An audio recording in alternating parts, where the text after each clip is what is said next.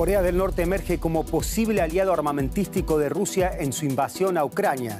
El líder norcoreano Kim Jong-un planea viajar este mes a Rusia para reunirse con su homólogo Vladimir Putin y discutir el suministro de armamento por parte de Pyongyang a Moscú.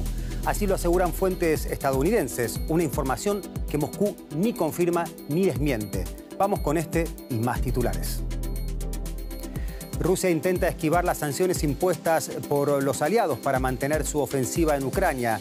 Kim Jong-un y Putin se reunirían este mismo mes para tratar el suministro de armamento, así como otras formas de cooperación militar. Cuba detecta una red de trata de personas que intentaba reclutar cubanos para luchar por Rusia en Ucrania. Las autoridades de la isla ya iniciaron procesos penales contra personas involucradas en este tipo de tráfico. Y más de 140.000 migrantes lograron atravesar el Mediterráneo en lo que va de año. En un informe exclusivo les traemos la historia de un hombre dispuesto a arriesgar su vida para viajar a Europa.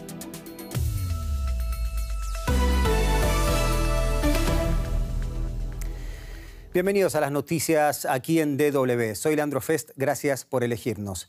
Desde Estados Unidos aseguran que el líder norcoreano Kim Jong-un planea viajar a Rusia para reunirse con el presidente Vladimir Putin. Un encuentro que podría ocurrir entre el 10 y el 13 de septiembre en Vladivostok, en donde se celebra un foro económico al que ya acudió el líder norcoreano en 2019. El tema prioritario en la agenda es un posible acuerdo para suministrar a Moscú municiones para la guerra en Ucrania. Un alto funcionario de la Casa Blanca advirtió este martes que Corea del Norte enfrentará consecuencias si proporciona armamento a Rusia. Corea del Norte exhibe su poderío militar. En julio, durante la conmemoración del final de la Guerra de Corea, el ministro de Defensa ruso Sergei Shoigu estuvo codo a codo junto al presidente norcoreano. El desfile en Pyongyang se convirtió en escaparate del programa nuclear en expansión de Corea del Norte. Pero lo que Rusia busca es más sencillo: munición. En concreto, proyectiles de artillería y misiles antitanque, tantos como sea posible. Informes europeos estiman que Rusia ha disparado unos 50.000 proyectiles diarios desde que invadió Ucrania. Las sanciones internacionales han limitado las opciones de Moscú para reponer sus suministros, así que parece haber recurrido a Corea del Norte. Pyongyang posee grandes reservas de municiones, aunque muchos analistas plantean dudas sobre su calidad. Corea del Norte también puede ofrecer materias primas, en particular mineral de hierro, que Rusia puede utilizar para aumentar su propia producción. Pero los aliados occidentales de Ucrania se preguntan, ¿qué podría estar ofreciendo Rusia a cambio? A corto plazo, la alimentación es una prioridad para Pyongyang. Años de bloqueos y sanciones han dejado a muchos norcoreanos al borde de la hambruna.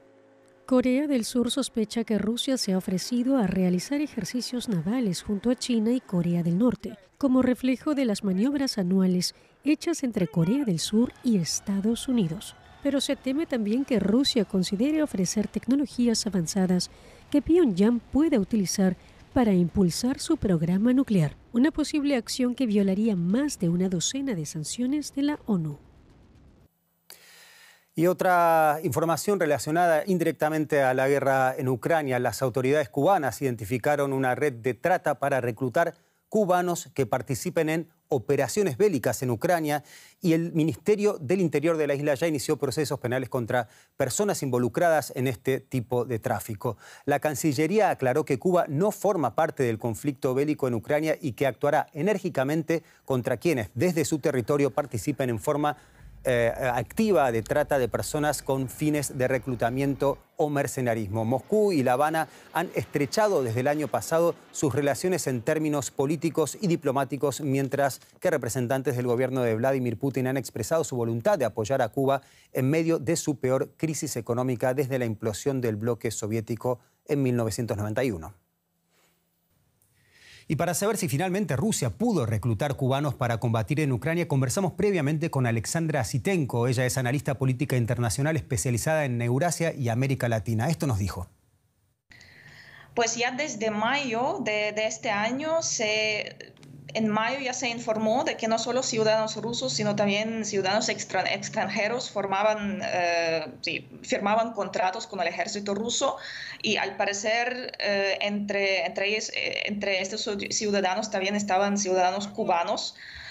Además, en enero, el presidente serbio Aleksandar Vučić dijo que Rusia debía dejar de reclutar serbios para sus operaciones militares.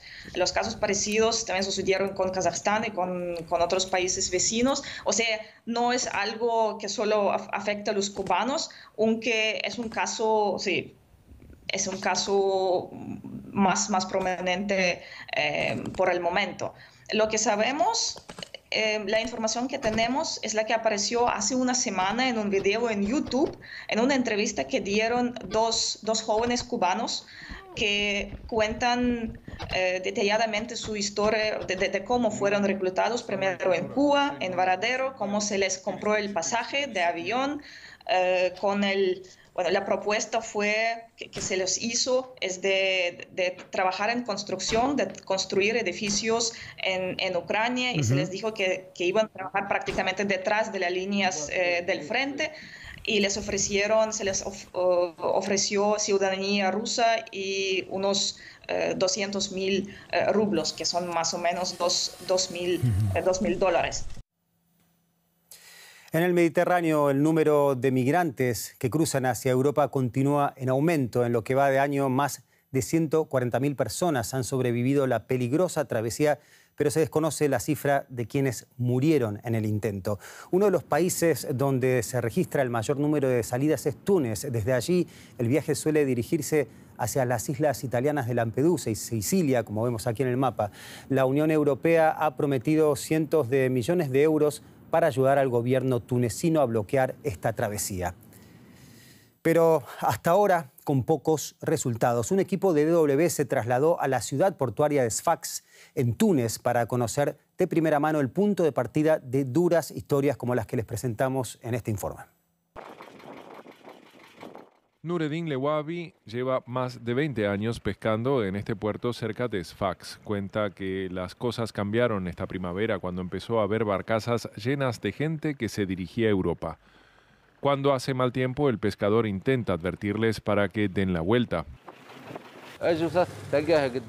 Seguimos encontrando cadáveres en el mar, se enredan en nuestras redes. Cuando eso sucede, llamamos al guardacostas. No se puede trabajar así, es terrible. Son gente como nosotros. La mayoría de quienes tratan de cruzar el Mediterráneo para llegar a Europa parten de esta región.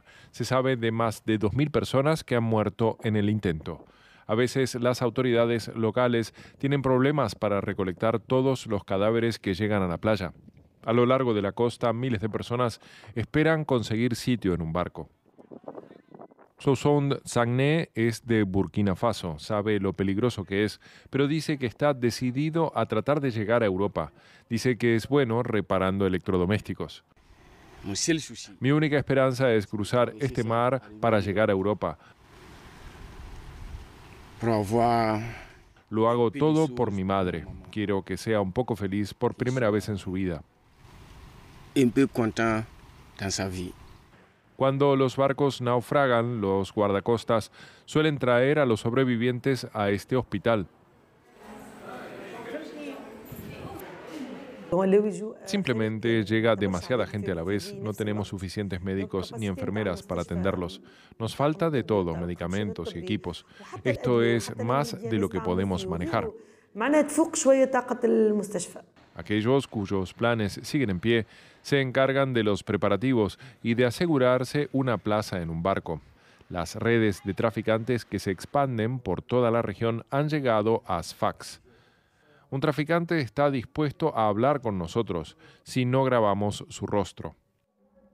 Yo solo hago el trabajo para ganar dinero. Todo el mundo quiere ganar mucho dinero. Es sencillo, llevamos a los migrantes a Europa. Ellos deben ver lo que hacen allá. A menudo meten hasta 40 personas en una barcaza. Un viaje así les aporta ganancias de unos 40.000 euros. Ellos no son los únicos que se benefician. Nuestra gente controla toda la zona de la playa. Algunos de los nuestros tienen conexiones directas con las fuerzas de seguridad regionales. Ellos nos dirán cuándo es seguro cruzar.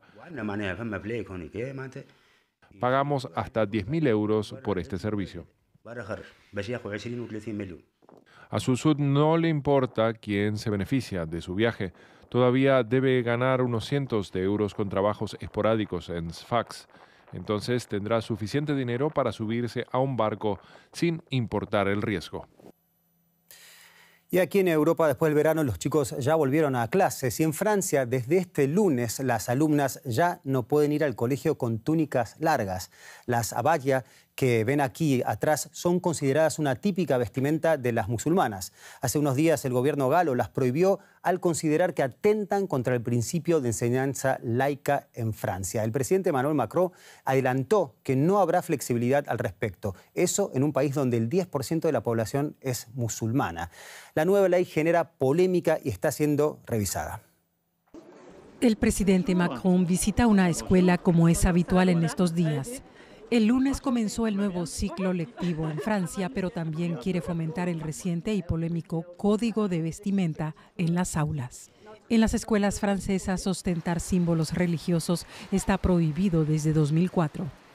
A partir de este año tampoco se podrá usar la abaya, una vestimenta tradicional que llevan muchas mujeres en Medio Oriente. Este lunes Macron reiteró la posición de su gobierno en una entrevista publicada en YouTube. En Francia la educación es gratuita, laica y obligatoria. ¿Qué quiere decir laica? Significa que no queremos saber de dónde vienen los niños, ni cómo es su familia, ni qué piensan. Es una cuestión de justicia porque estamos formando a ciudadanos republicanos.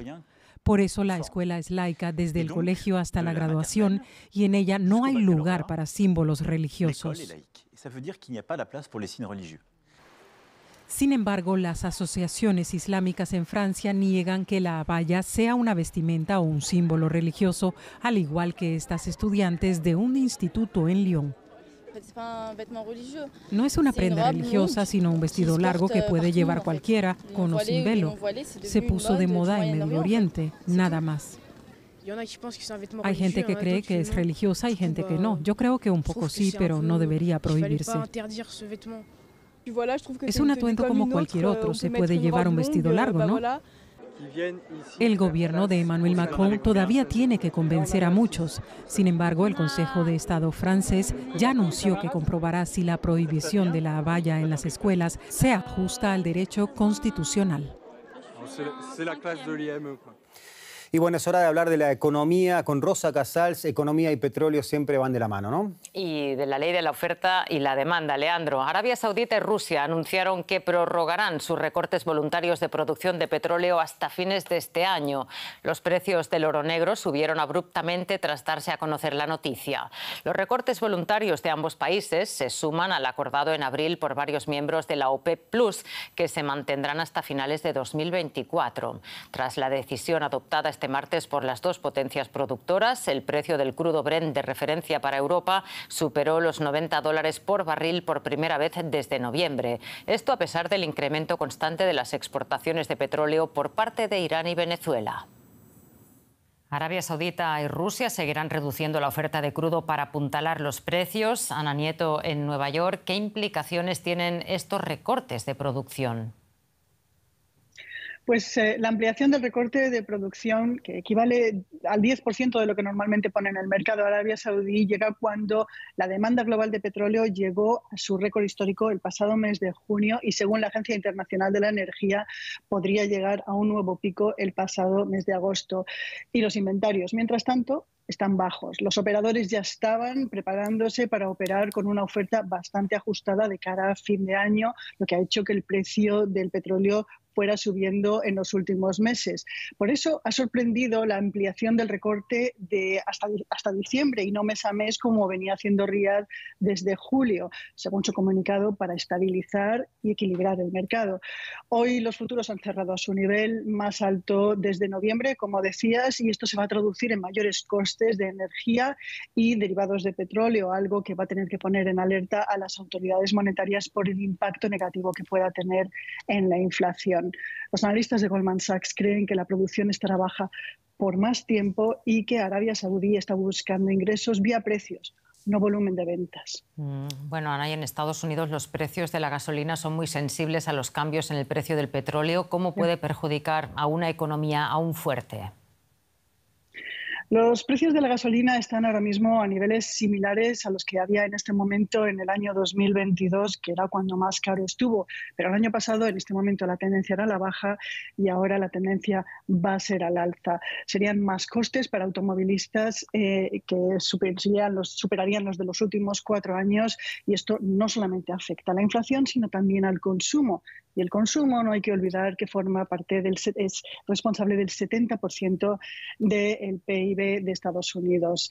Pero además hay otra lectura, que es política. Estamos a 14 meses de las elecciones presidenciales y legislativas y normalmente se echa la culpa al presidente de que sea más caro manejar un auto. Y esto pondría a poner más presión en la candidatura de Joe Biden, que ya tiene problemas, según las encuestas, para sacar rendimiento de electorales de la marcha de la economía y de sus planes de revitalización industrial. Me imagino. Menos oferta y precios disparados del crudo. Muchísimas gracias por el análisis, Ana Nieto, desde Nueva York. La plataforma china de redes sociales TikTok ha inaugurado un centro de datos en Irlanda, a donde ya ha empezado a transferir los datos de sus usuarios europeos. Su empresa matriz ByteDance reacciona así a las presiones de Occidente. Allí preocupa que las autoridades chinas puedan acceder a datos protegidos de los usuarios de TikTok. Para ganar confianza y asegurar sus operaciones, TikTok tiene como objetivo almacenar toda la información sobre sus usuarios europeos en este continente para finales de 2024, cumpliendo así con las normativas de la Unión Europea. Comenzó en Nairobi, Kenia, una histórica cumbre africana en la que líderes mundiales buscarán una estrategia para hacer frente a la crisis climática en el continente. Se trata de atraer inversión, porque según el presidente keniano, África tiene el potencial para ser totalmente autosuficiente en energía gracias a los recursos renovables, pero falta financiación.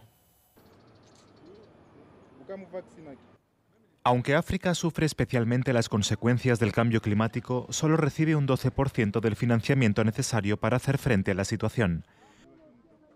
La Cumbre Climática de África tiene como objetivo conseguir fondos para este fin. El presidente de la COP28, Sultan Al-Jaber, anunció el compromiso de Emiratos Árabes Unidos para desarrollar en África fuentes de energía renovables para el año 2030 que financiarán con 4.500 millones de euros.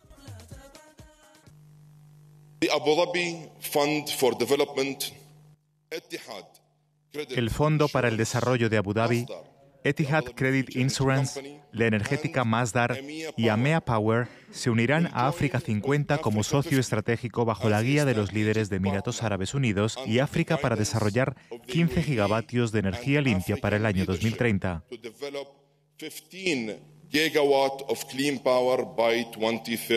Nuestra colaboración logrará implementar este proyecto. Alemania también anunció la aportación de 450 millones de euros, incluidos 60 millones para un proyecto de hidrógeno verde en Kenia. Igualmente, Estados Unidos se comprometió con 30 millones de dólares para ayudar a garantizar la seguridad alimentaria y combatir las consecuencias del cambio climático. La primera cumbre climática africana supone un rotundo llamado de atención sobre un problema global que afecta gravemente a un continente habitado por 1.300 millones de personas. Y nos fijamos ahora en otra fecha destacada. Absolutamente, y con otro tema relacionado a lo que estábamos hablando de África. Porque este martes, fecha en la que se celebra el Día de la Amazonía, el presidente de Brasil, Luis Ignacio Lula da Silva, anunció la demarcación de varios territorios indígenas, una de las promesas realizadas desde su candidatura. El anuncio se da en momentos en los que la Corte Suprema analiza los derechos indígenas a las tierras ancestrales, un polémico asunto que enfrenta a los pueblos originarios y al poderoso sector agropecuario. El gobierno de Lula informó además que la deforestación en la Amazonía brasileña se redujo 66% en agosto comparado con el mismo mes de 2022, cuando aún gobernaba Jair Bolsonaro, contrario a las políticas medioambientales. La Amazonia aquí casi ha desaparecido. El 72% del bosque del estado de Maranhão, en el noreste de Brasil, ha sido talado. Lo importante es tratar de detener la deforestación no autorizada, la pérdida del bioma, la invasión de áreas protegidas, como tierras indígenas y áreas de conservación. Pero esto solo es posible con nuestra presencia constante aquí. Es necesario que cada mes los inspectores se turnen para intentar garantizar que la deforestación vaya disminuyendo. Empleando la información de los satélites del sistema de alerta de deforestación, los inspectores del Instituto Brasileño del Medio Ambiente, IBAMA, eligen los puntos de control. Sobre el terreno, el camino está lleno de dificultades. En esta zona se talaron 73 hectáreas. El siguiente paso es encontrar a los responsables de la destrucción, un gran desafío en la Amazonia. En algunas zonas los productores rurales ya nos esperan, porque saben que nosotros estamos monitoreando. Reciben las notificaciones de infracción con normalidad y piden protección. En otros lugares la reacción es más fuerte, sobre todo en zonas de deforestación de bosques primarios, en áreas de minería ilegal o dentro de las tierras indígenas.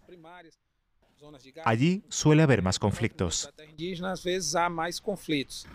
Las conversaciones con los residentes ayudan a los inspectores a obtener información. Siguiendo estas pistas, localizan a un comerciante que podría ser el propietario del terreno que acaba de ser inspeccionado. Este niega la evidencia de las imágenes. Pero si se demuestra que es el responsable, tendrá que pagar una multa. Esta hacienda acaba de ser arrendada y ya fue deforestada, seguramente para habilitarla como zona de carga de ganado.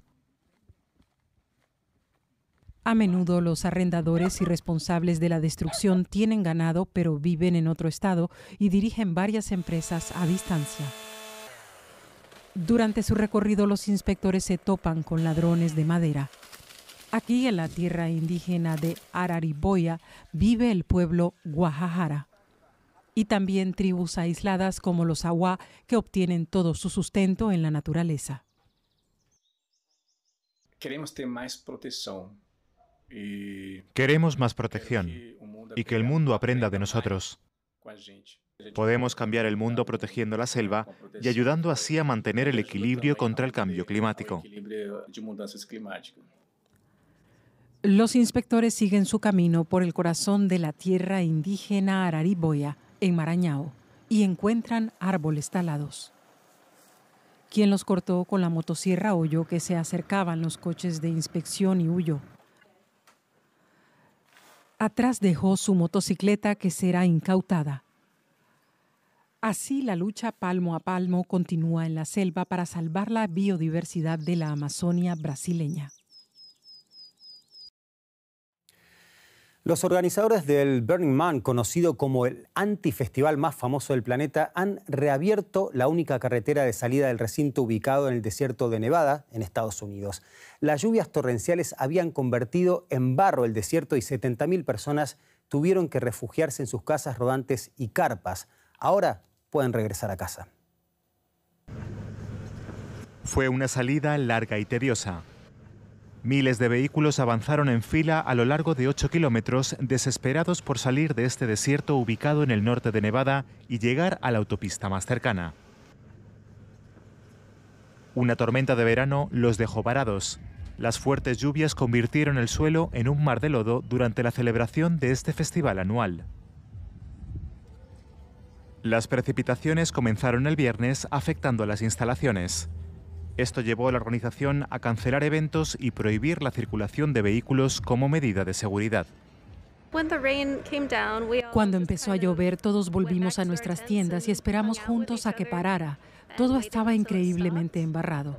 Muchos tuvimos que ponernos bolsas sobre los zapatos o sujetarlas con cinta para protegernos los pies. Pero en general no fue tan malo. No pasó nada grave.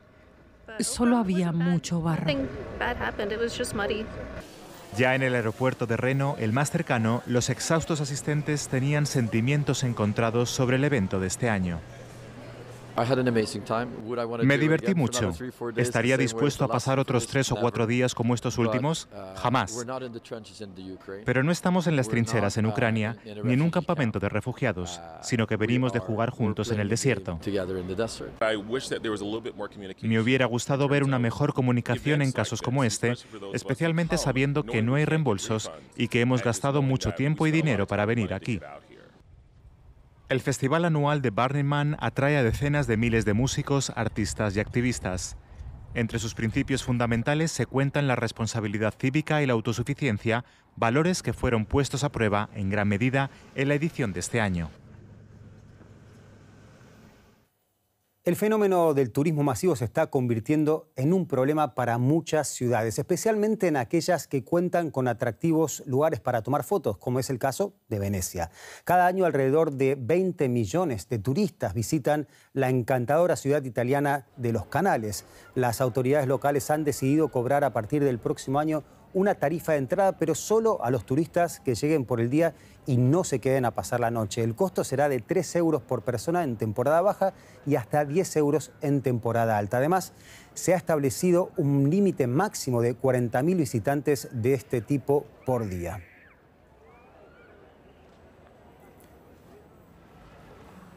Habrá que aprovechar a visitar Venecia antes de que nos cobren tasa turística. Esto fue todo por el momento. Nos despedimos hasta una próxima emisión de DW Noticias. Les recuerdo que durante las 24 horas hay un equipo de profesionales trabajando para traerle la información más actual. Mi nombre es Leandro Fest. Les agradezco por haber estado ahí. Muchas gracias. Hasta luego.